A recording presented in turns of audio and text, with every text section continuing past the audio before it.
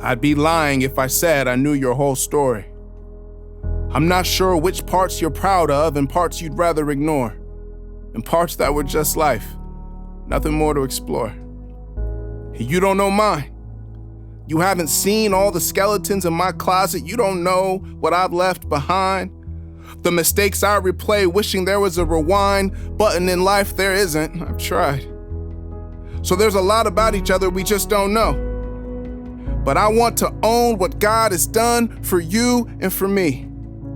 I want to show the whole world that God's good news is here, and it's real, and it's heaven sent. And I want to tell you that our stories are evidence.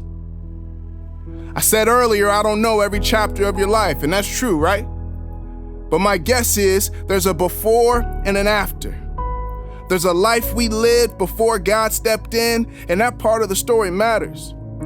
I think too many times we're ashamed of what's behind us. It's like we're afraid to look backwards.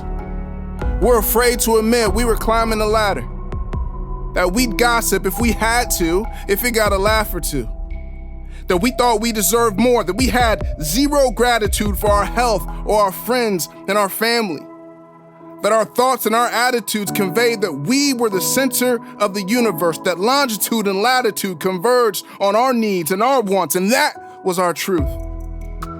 And then God stepped in, and things that didn't matter before all of a sudden do.